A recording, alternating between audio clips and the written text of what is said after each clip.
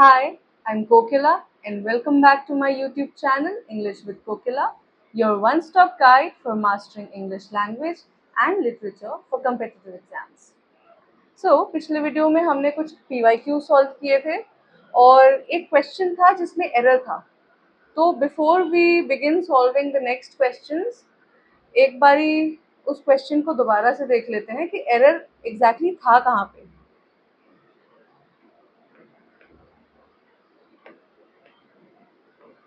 One second. Here.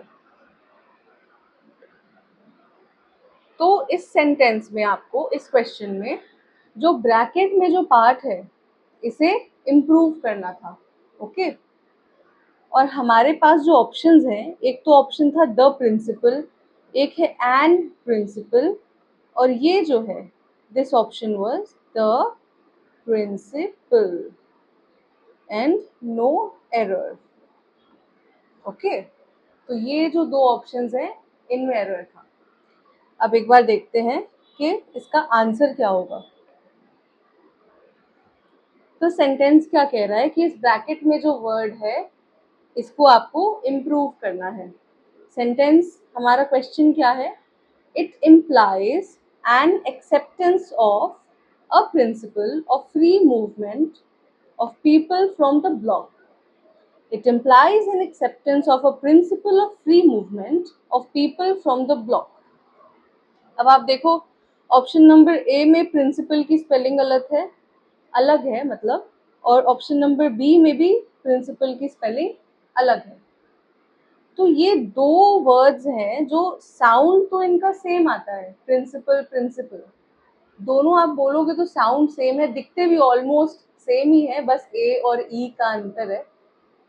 But यहाँ पे देखो प्रिंसिपल जो है आपका, ये आपके स्कूल में जो प्रिंसिपल्स होते हैं, प्रिंसिपल ये वाली स्पेलिंग जो है ये उस प्रिंसिपल की है जो स्कूल्स में होते हैं. ओके. स्कूल के प्रिंसिपल्स के बारे में जब हम बात करते हैं तो हम ये स्पेलिंग यूज करते हैं. और ये प्रिंसिपल जो है ये होता है सिद्धांत. ठीक है. इसका हिंदी मीनिंग होता है सिद्धांत, यानी कि मॉरल्स या फिर वैल्यूज. ऑलराइट. तो अब देखते हैं कि सेंटेंस क्या कह रहा है कि किसी प्रिंसिपल, किसी सिद्धांत को एक्सेप्ट किया जा रहा है. और कौन से सिद्धांत को एक्सेप्ट किया जा रहा है? तो the principal of free movement. Okay. Free movement के सिद्धांत को एक्सेप्ट किया जा रहा है. तो अब आप देखो यहाँ पे करेक्ट ऑप्शन कौन सा है हमारा. द प्रिंसिपल तो नहीं होगा, ऑप्शन नंबर 1 कट जाएगा. क्यों? क्योंकि यहाँ पे किसी स्कूल के प्रिंसिपल के बारे में बात नहीं हो रही है. एंड प्रिंसिपल भी नहीं होगा क्योंकि यहाँ पे हम किसी डेफिनेट चीज के बारे में बात कर रहे हैं, है ना. हमें पता है किस प्रिंसिपल के बारे में या फिर किस सिद्धांत के बारे में हम बात कर रहे हैं. 1 सेकेंड. या हमें पता है कि हम किस प्रिंसिपल के बारे में बात कर रहे हैं, तो हम एंड तो नहीं लगाएंगे. जो सही ऑप्शन है that is option number C, the principal. Okay. क्यों? डेफिनेट नाउन है प्रिंसिपल यहाँ पे. क्यों? प्रिंसिपल कौन सा principal? Principal of free movement. तो ये डेफिनेट है. Okay.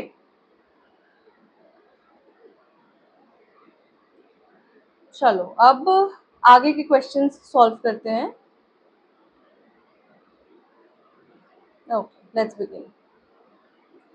Hiking across an Himalayas is going to be a tough task for a beginner. Hiking across an Himalayas is going to be a tough task for a beginner. ठीक है. यहाँ पे आपको error spot करना है. Okay.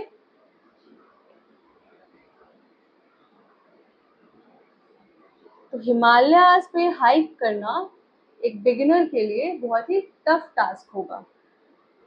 Options देख लेते हैं. Task for a beginner. ठीक है, बिगिनर के साथ हम अ लगाएंगे क्योंकि कोई स्पेसिफिक नाउन के बारे में बात नहीं कर रहे हैं, कोई स्पेसिफिक चीज नहीं है, है ना, इट्स नॉन स्पेसिफिक, काउंटेबल है, तो यहाँ हम अ लगा रहे हैं. This is correct, this part is correct. Going to be a tough, going to be a tough. Okay, a tough क्यों? तो यहाँ पे देखो अ जो है आपके टफ के पहले लग रहा है, टफ जो है एडजेक्टिव है, टास्क इज योर नाउन, है ना. तो ये एक बहुत ही टफ काम होने जा रहा है, तो हम यहाँ अ लगाएंगे. This is also correct. Hiking across. Okay. And Himalayas. अब देखो एंड हिमालयाज यहाँ पे होगा या फिर द हिमालयाज.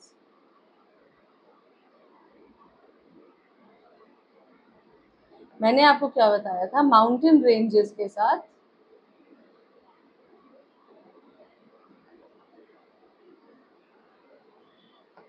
माउंटेन रेंजेस के साथ हम द लगाते हैं, और हिमालयाज क्या है, माउंटेन रेंज है. तो आपका करेक्ट आंसर है option number D. Option number D में एरर है. ओके, और एरर क्या है, एंड के जगह हमें द लगाना है.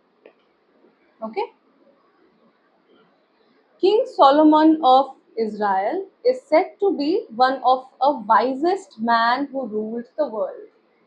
King Solomon of Israel is said to be one of the wisest man who ruled the world.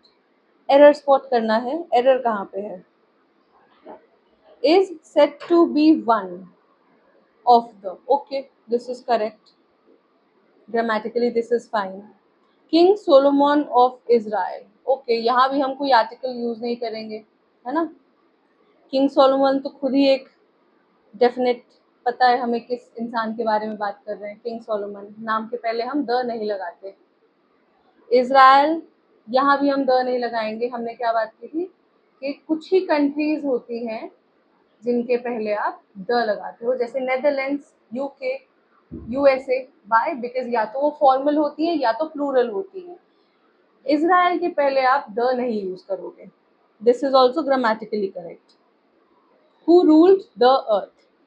The earth ठीक है, क्यों? अर्थ एक सेलेस्टियल बॉडी है, सेलेस्टियल बॉडी के पहले हम आर्टिकल द का यूज करते हैं. Of a wisest man. अब देखो एरर जो है वो ऑप्शन नंबर सी में है. सी में क्यों है? अ वाइजेस्ट. वाइजेस्ट क्या है? सुपरलेटिव. सुपरलेटिव एडजेक्टिव है, तो हम यहाँ पे द वाइजेस्ट लगाएंगे. ओके, तो error is in option number C. Option number C is your correct answer. Now, the Prime Minister and a President are visiting the town today. Wait, यहाँ पे error है. Town today to see the preparations of international seminar. The Prime Minister and a President are visiting the town today to see the preparations of international seminar. The prime minister ठीक है, prime minister एक post है, official post है, यहाँ हम the का use करेंगे. This is grammatically correct. The town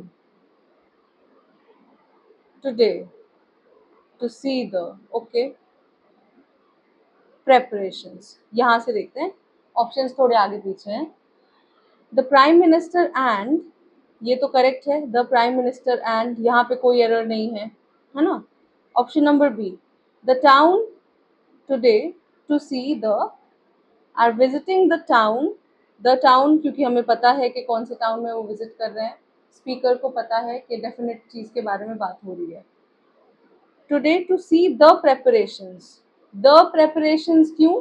कौन सी प्रेपरेशन? तो इंटरनेशनल सेमिनार की प्रेपरेशन. ओके, तो प्रेपरेशंस ऑफ इंटरनेशनल सेमिनार भी करेक्ट है आपका. The town today to see the भी करेक्ट है आपका, टू सी द प्रेपरेशंस. पर आप देखो यहाँ पे अ प्रेसिडेंट, मैंने अभी आपको क्या बताया, प्रेसिडेंट एक पोस्ट है ना, ऑफिशियल पोस्ट है, इसके साथ हम हमेशा द लगाते हैं. एरर आपके ऑप्शन नंबर सी में है. ऑप्शन नंबर सी में there is an error. Now next question. Due to its fragrance, the petals of an rose are often used in perfumes and cosmetics. Due to its fragrance, fragrance मतलब खुशबू. Due to its fragrance, the petals of rose, rose की जो पंखुड़ियां है, the petals of rose तो सही है, the सही लगा है यहाँ पे, are often used in perfumes and cosmetics. जो रोज की जो पंखुड़ियां हैं उनको कई अक्सर परफ्यूम्स और कॉस्मेटिक्स बनाने में यूज किया जाता है बिकॉज उसकी फ्रेग्रेंस की वजह से. ठीक है, हमारे पास ऑप्शंस क्या क्या हैं. ड्यू टू इट्स फ्रेग्रेंस, ठीक है, इन परफ्यूम्स एंड कॉस्मेटिक्स. ओके, यहाँ पे हम कोई आर्टिकल यूज नहीं करेंगे. क्यों? कोई डेफिनेट नाउन तो है नहीं, किसी पर्टिकुलर परफ्यूम या फिर पर्टिकुलर कॉस्मेटिक के बारे में हम बात नहीं कर रहे. प्लस दोनों प्लूरल है तो ए और एंड भी नहीं लगेगा, इनडेफिनेट आर्टिकल भी नहीं यूज करेंगे और डेफिनेट आर्टिकल द भी यूज नहीं करेंगे. ठीक है, द पेटल्स बिल्कुल करेक्ट है. क्यों?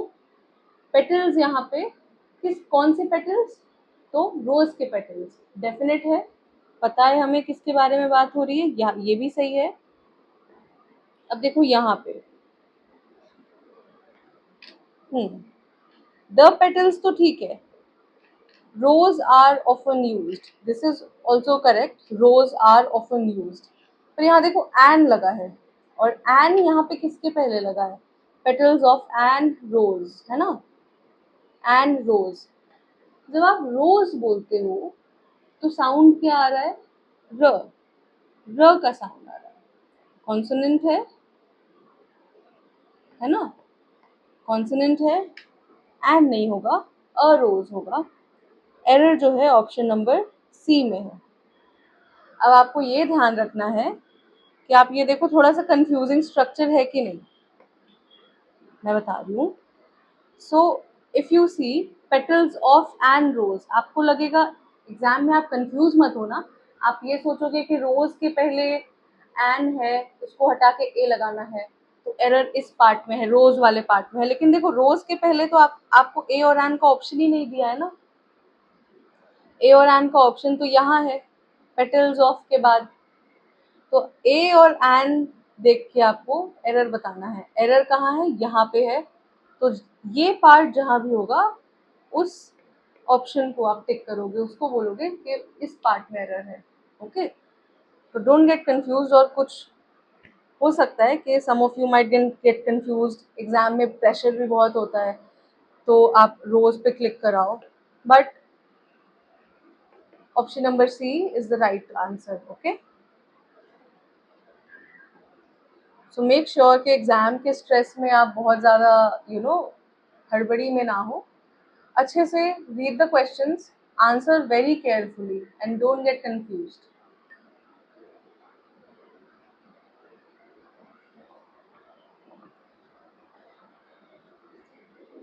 Okay, next question says, generally a cycle has an seat and handle along with two pedals and a bell, sometimes a carrier too. कह रहा है कि जनरली एक साइकिल में एक सीट होती है, हैंडल होता है और उसके साथ साथ दो पेडल होते हैं, एक बेल होती है और कभी कभी कैरियर भी होती है. कैरियर जिसमें आप अपने सामान वगैरह डालते हो. हमारे पास ऑप्शंस क्या क्या हैं? A bell, sometimes, a career too. Correct है, यहाँ कोई एरर नहीं है. अ बेल क्यों? नॉन स्पेसिफिक है, सिंगुलर है, नाउन है, अ बेल लगाएंगे. अ कैरियर, ये भी नॉन स्पेसिफिक है, सिंगुलर है, ठीक है, काउंटेबल भी है, तो अ कैरियर, अ बेल. ठीक है. With to pedals, okay, perfect. Seat and handle along, okay, इसमें भी कोई एरर नहीं है. Generally A cycle has an. अब देखो एन यहाँ पे यूज तो हो रहा है, किस चीज के लिए यूज हो रहा है? तो एन जो है यहाँ पे सीट के लिए यूज हो रहा है, पर सीट के लिए हम एन यूज करेंगे? सीट है तो single countable noun, non specific भी है। पर अब देखो, सीट बोलोगे तो स का साउंड आएगा, तो हम यहाँ एन नहीं अ लगाएंगे। तो जो गलत ऑप्शन है आपका, मतलब सही आंसर है और जो गलत एरर है क्वेश्चन में, that is option number D. Option number D is your answer. I have three sisters. Meera is the elder and Charu is the youngest. I have three sisters. Meera जो है वो सबसे बड़ी है और चारू जो है वो सबसे छोटी है। एरर कहाँ पे है यहाँ पे? No error. First option is no error. Second option is and Charu is the youngest. The youngest तो ठीक है, क्यों ठीक है? सुपरलेटिव है ना? सुपरलेटिव है तो हम द लगाते हैं। Perfect. I have three sisters. Okay, यहाँ भी तो सब सही है grammatically. Meera is the elder. अब आप देखो, या तो यहाँ पे नो एरर होगा, या तो ऑप्शन नंबर डी या फिर ऑप्शन नंबर ए, दोनों में से कोई एक सही आंसर है। आप बताओ कि सही आंसर कौन सा है? एरर है इसमें? आराम से, केयरफुली केयरफुली क्वेश्चन को देखना, क्योंकि ये थोड़ा सा ट्रिकी हो सकता है। अब देखो, द तो यहाँ पे बिल्कुल सही लगा है, ठीक है? मैं क्वेश्चन पे मार्क करके दिखाती हूँ। द जो है, द का यूज यहाँ परफेक्ट है, ठीक है? लेकिन अब देखो, आपको लगेगा कि ये कंपैरेटिव डिग्री है। एल्डर जो है कंपैरेटिव डिग्री है ना?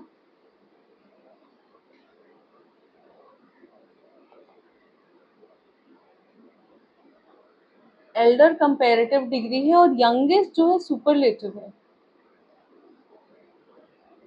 तो ऐसा हो सकता है कि हम कंपैरेटिव और सुपरलेटिव को साथ में यूज कर लें, वो भी एक दूसरे से रिलेशन दिखाने के लिए?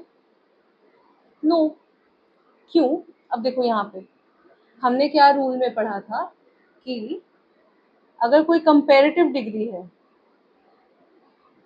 ठीक है, कंपैरेटिव डिग्री के पहले हम द तो लगाते हैं, जैसे एल्डर के पहले द लगाए। पर जब आप किसी दो चीज में से एक को चूज करो तो वहां कंपैरेटिव डिग्री लगेगी।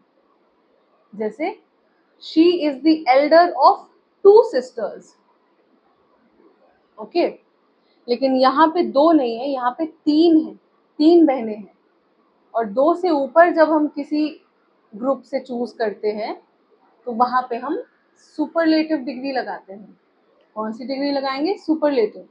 जैसे यहाँ लिखा है ना, चारू इज द यंगेस्ट। तो यंगेस्ट क्यों लिखा है? क्योंकि तीन बहनें हैं, दो नहीं है। किसी दो चीज से हम चूज नहीं कर रहे हैं, हम तीन में से चूज कर रहे हैं। तो यहाँ हम सुपरलेटिव डिग्री का यूज करेंगे। तो द आर्टिकल का यूज यहाँ परफेक्ट है, लेकिन जो डिग्री यूज की गई है दैट इज रॉन्ग। एल्डर नहीं होगा, एल्डेस्ट होगा। क्यों? यंगेस्ट है यहाँ पे एल्डेस्ट होगा। तीन बहनें हैं, दो बहनें नहीं हैं। समझ आ गया? तो एरर जो है आपका ये है option number D. This is your right answer. Now, it is a well-known fact that the monarchy is not the best form of governance. It is a well-known fact that the monarchy is not the best form of governance. Monarchy क्या होता है? Monarchy का मतलब है राजतंत्र। Monarchy राजतंत्र को English में monarchy कहते हैं। ओके, अब देखते हैं कि एरर कहाँ पे है। ऑप्शन नंबर ए सी, यहाँ बी होना चाहिए, ए बी सी और D. that the monarchy is. Okay, not the best form. ये तो सही है ग्रामेटिकली. द बेस्ट क्यों? सुपरलेटिव के पहले बेस्ट लगाते हैं. Perfect. Of governance. Okay, governance राज करने का, गवर्न करने का. It is a well known fact. A well known fact क्यों? अ वेल नोन फैक्ट क्यों लगाएंगे हम यहाँ पे? Well known is your adjective, fact is your noun. ये एक जानी मानी बात है, जाने माना फैक्ट है कि मोनार्की जो है वो गवर्नेंस की बेस्ट फॉर्म तो नहीं होती. अब देखो, यहाँ पे हम किसी डेफिनेट मोनार्की के बारे में तो बात नहीं कर रहे हैं, हम जनरल बात कर रहे हैं. ठीक है. जैसे मोनार्की हो गई, डेमोक्रेसी हो गई, प्लेटोक्रेसी, ब्यूरोक्रेसी, ये सारे एटसेट्रा. तो ये सारे जो हैं ये आपके फॉर्म्स ऑफ गवर्नेंस हैं. ठीक है. अगर मैं बोलूं कि इंडिया इज अ डेमोक्रेसी, ठीक है, इंडिया एक डेमोक्रेसी है, India is a democratic country. Perfect. But democracy in itself is not a definite noun. तो आप यहाँ पे द का यूज नहीं करोगे. ठीक है. तो ऑप्शन नंबर ए जो है इसमें एरर है and your correct answer is option number ए. तो सही सेंटेंस क्या होगा? It is a well known fact that monarchy is not the best form of governance. अगर मैं बोलती UK is a monarchy, the UK is a monarchy, ये सही होता. क्यों? क्योंकि मैं डेफिनेट चीज के बारे में बात कर रही हूँ कि यूके एक मोनार्की है. ठीक है. जिस तरीके से इंडिया एक डेमोक्रेसी है. ओके. सेंस ऑफ वन आ रहा है. यूके एक मोनार्की है, इंडिया एक डेमोक्रेसी है, तो हम यहाँ पे अ लगाएंगे. यहाँ पे डेफिनेट नहीं है, यहाँ पे किसी एक चीज के बारे में बात भी नहीं हो रही है, तो हम यहाँ पे कोई आर्टिकल यूज नहीं करेंगे. Now, mister Prabhakar was first man to arrive at the venue. Mr. Prabhakar was first man to arrive at the venue. Mr. Prabhakar जो थे, he was first man, वो पहले इंसान थे जो वेन्यू पे पहुंच गए. वेन्यू पे पहुंचने वाले वो पहले इंसान थे. अब आप देखो ऑप्शंस क्या क्या है हमारे पास. To arrive, at the venue, was first man, mister Prabhakar. Mister Prabhakar में तो कोई एरर नहीं है. To arrive, okay. The venue, the venue क्यों? द वेन्यू हमने क्यों यूज किया? क्योंकि स्पीकर जो है वो बता रहा है कि मिस्टर प्रभाकर जो थे वो वेन्यू पे सबसे पहले आए और उसे पता है कि किस वेन्यू के बारे में बात हो रही है. ठीक है. अगर मैं आपको बोलूं कि मैं क्लास में सबसे पहले आ गई, तो आपको पता चलेगा ना कि कौन सी क्लास के बारे में बात हो रही है. तो the is perfectly fine. But first, अब यहाँ देखो आप, एरर लास्ट ऑप्शन क्या बच गया? ऑप्शन नंबर सी. एरर तो सी में ही है. एरर क्या है? First is again your superlative adjective, है ना. सुपरलेटिव एडजेक्टिव है, आप यहाँ पे द लगाओगे. Error is in option number C. Now,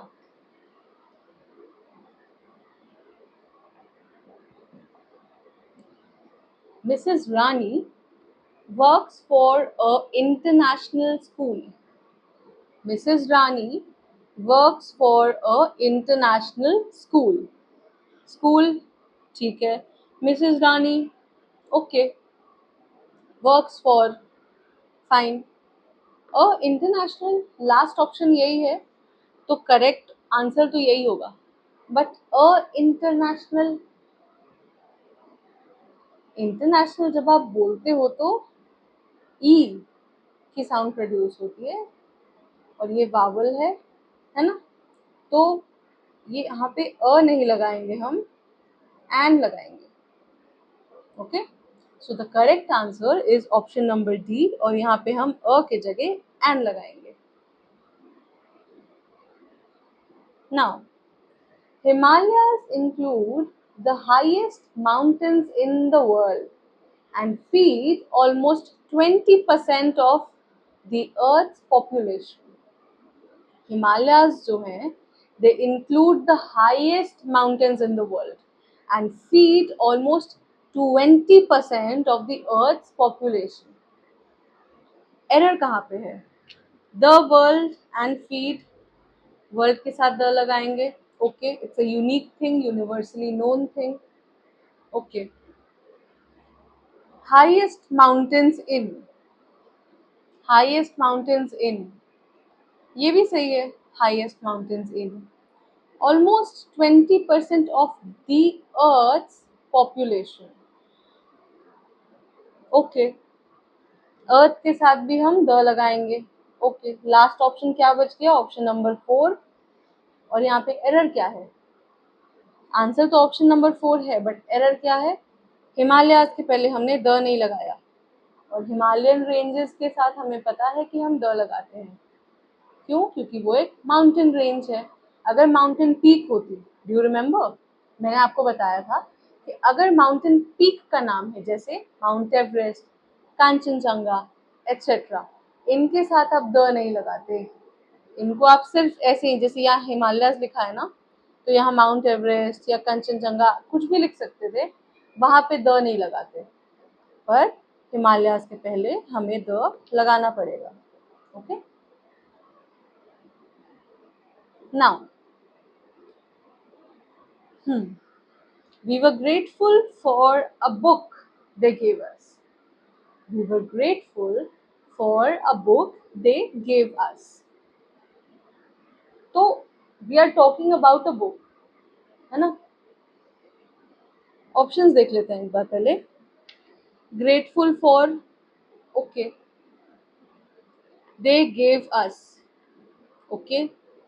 We were, okay. We were grateful for a book. हम ग्रेटफुल हैं उस बुक के लिए जो उन्होंने हमें दी. कौन सी बुक? तो वो बुक जिसे उन्होंने हमें दिया. तो यहाँ द लगेगा. एरर जो है ये आपके ऑप्शन नंबर सी में है. एरर क्या है? अ के जगह द लगाएंगे, क्योंकि डेफिनेट नाउन के बारे में हम बात कर रहे हैं. Can we go visit a Statue of Liberty on our trip to the United States? Can we go visit a Statue of Liberty on our trip to the United States? Can we go? Okay. On our trip to. Okay.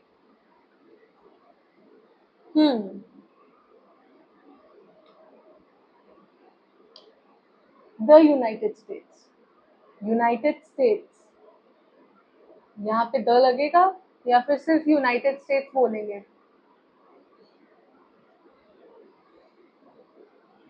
तो मैंने आपको एक list भी दी थी जिसमें मैंने बताया था कि there are a few countries जिनके नाम के साथ आप द लगाते हो, and United States are one of them.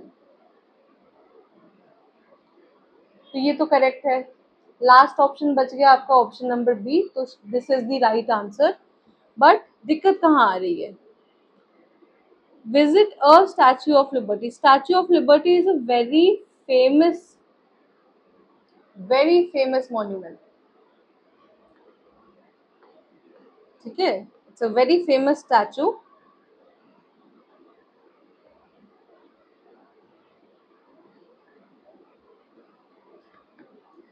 तो यहाँ पे आप द लगाओगे बिकॉज एक तो ये डेफिनेट है, it's one of a kind and it's very famous, it is known by everybody. Okay, तो यहाँ पे डेफिनेट आर्टिकल यूज करेंगे। Mr Thomas is going to buy horse. Mr Thomas is going to buy horse. Now Mr Thomas, okay, is going, okay, to buy, okay, horse। Last तो option यही है आपके पास, तो correct answer तो यही होगा, but दिक्कत कहाँ आ रही है? मिस्टर थॉमस एक हॉर्स खरीदने जा रहे हैं, he is going to buy a horse. Okay, singular है, नॉन स्पेसिफिक है, काउंटेबल है।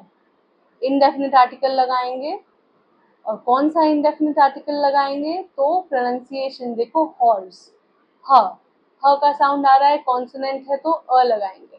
Okay, Mrs Rani works for a international school.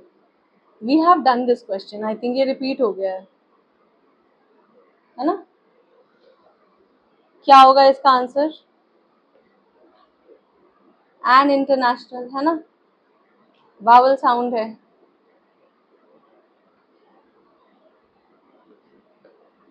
Okay, let's move to the next question. Mr. Raghav brushes his teeth 4 times the day. Mr. Raghav brushes his teeth 4 times the day. Error कहाँ है? Mr. Raghav, okay. Brushes his, okay. Teeth 4, okay. Mr. Raghav brushes his teeth 4 times the day. Times the day. मैंने आपको क्या बताया था, जब भी हम किसी फ्रीक्वेंसी के बारे में बात करते हैं वहां ए या एन लगता है। जैसे I visit my parents once a year, I visit them twice a month, the train is running at 50 kilometers an hour. Okay, so 4 times a day, not the day. So option number D is your right answer. The error जो है ये option number D में है। Okay, now identify the sentence that correctly uses the indefinite article. आपको उस sentence को identify करना है जो indefinite article that R A और एन उनको करेक्टली सही तरीके से यूज कर रही है। ठीक है, एक बारी सारे ऑप्शंस आप पढ़ लो। She is a Indian artist married to an European engineer. Option number 2. She is an Indian artist married to an European engineer. Okay. She is an Indian artist married to a European engineer. And she is a Indian artist married to a European engineer. Indefinite article कहाँ है? यहाँ है, यहाँ है, यहाँ है, यहाँ है। These are all your indefinite article. और हमें क्या करना है? हमें उस सेंटेंस को ढूंढ के निकालना है जिसमें इनडेफिनेट आर्टिकल का यूज सही तरीके से हुआ है। तो अ इंडियन, इंडियन बोलते हैं तो ई आता है, वावल साउंड है, तो ये तो गलत है क्योंकि एन इंडियन होना चाहिए। First option is wrong. She is an Indian, okay, artist married to an European engineer. An European engineer, मैंने बहुत बारी बताया है ये चीज़, और अगर इसे आप गलत कर रहे हो ना तो you need to watch all of those videos again. European जब आप बोलते हो तो य का साउंड आता है। एक तो आपको प्रोनाउंसिएशन अपनी बेटर करनी होगी अगर ये क्वेश्चन गलत हो गया तो, और बेसिक्स आपको ध्यान में रखने हैं, ठीक है। European is consonant,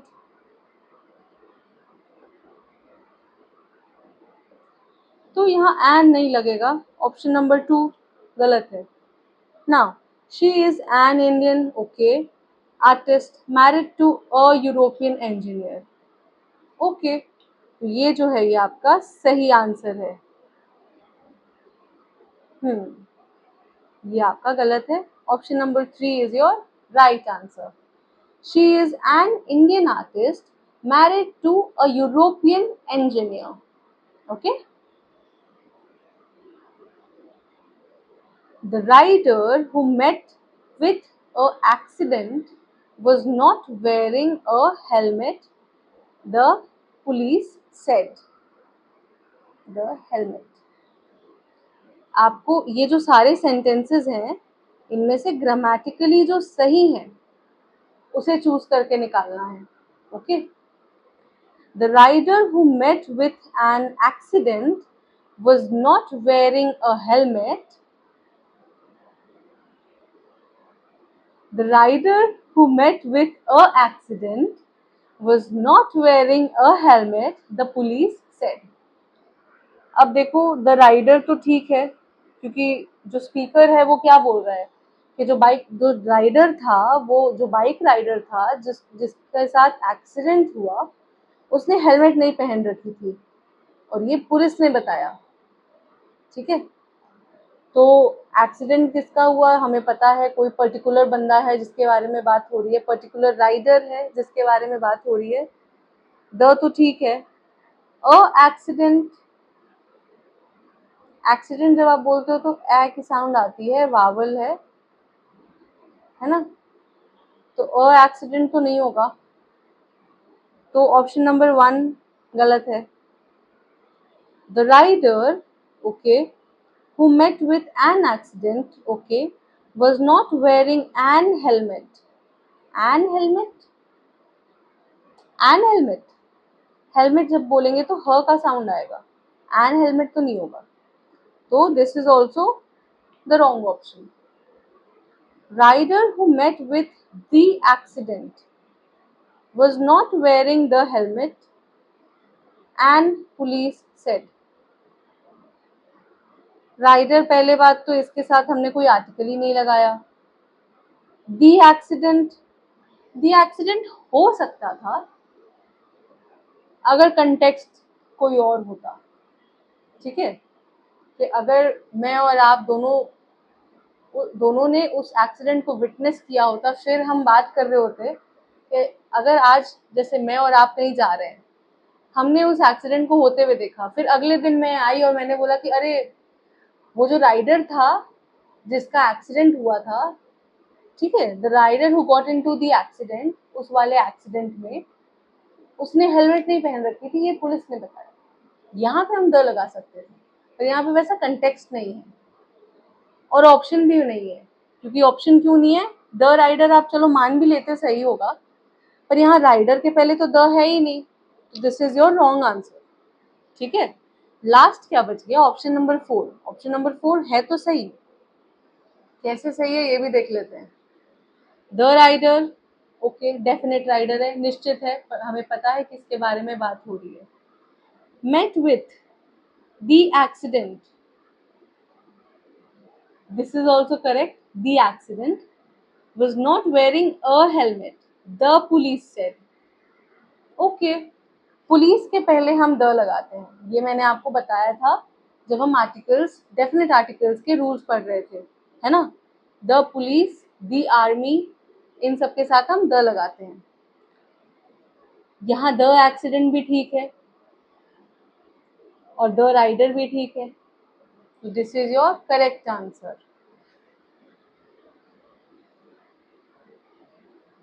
now as a nation इसमें भी आपको क्या करना है, ग्रामेटिकली करेक्ट सेंटेंस को चूज करके निकालना है। As a nation India is a united country and shall always remain so. As a nation India जो है एक यूनाइटेड कंट्री है and it should always, it shall always remain so, और ये हमेशा ऐसे ही यूनाइटेड कंट्री रहेगी। Okay, now option number A, as a nation. Okay, एक नेशन, वन सेंस, एक नेशन के तौर पे, as a nation. Okay, India is a united country. A united country,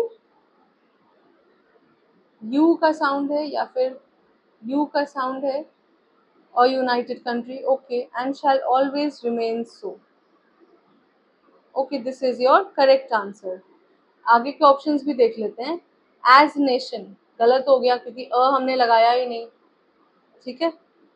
as the nation, the nation भी नहीं, definite के बारे में बात नहीं हो रही है, किसी नॉन स्पेसिफिक सिंगुलर नाउन के बारे में बात हो रही है। एज अ नेशन, एक नेशन के तौर पर, ठीक है।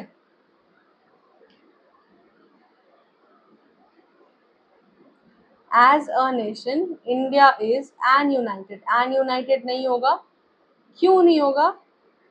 क्योंकि यूनाइटेड का अभी मैंने आपको बताया कि जो साउंड प्रोड्यूस होती है वो कॉन्सोनेंट साउंड है, तो आप अ लगाओगे एन नहीं, तो ये भी गलत है।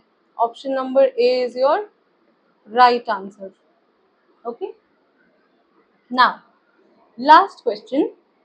It was a surprising to receive the gift from my brother. It was a surprising to receive a gift from my brother. It was a surprising to receive the gift from my brother. Option क्या है? No error, it was a surprising from my brother to receive the gift. Error कहाँ पे है? Error है या नहीं है? तो इट वॉज अ सरप्राइजिंग, थोड़ा गलत गलत सा लग रहा है। To receive the gift, okay, the gift कौन सा गिफ्ट? जो मेरे भाई ने मेरे को दिया। From my brother, it was a surprising to receive the gift from my brother. From my brother भी ठीक है, ये भी ठीक है। जो दो ऑप्शंस बच रहे हैं आपके पास लास्ट में, वो है option number A, no error, या फिर ऑप्शन नंबर बी। और यहाँ देखो, अ सरप्राइजिंग हम यूज नहीं करेंगे, ठीक है। यहाँ कोई आर्टिकल नहीं लगेगा क्योंकि this is not a definite noun, not a specific noun, और इनडेफिनेट नाउन भी नहीं है ये से non specific singular countable noun भी नहीं है, ठीक है। तो हम यहाँ पे अ का यूज नहीं करेंगे। ऑप्शन नंबर बी जो है आपका करेक्ट आंसर है। ओके, सो विद दिस हमारा आज का वीडियो एंड होता है। आई होप, आई होप कि आपने सारे आंसर्स करेक्ट किए होंगे, and I will see you in the next video. Till then, best of luck and keep learning.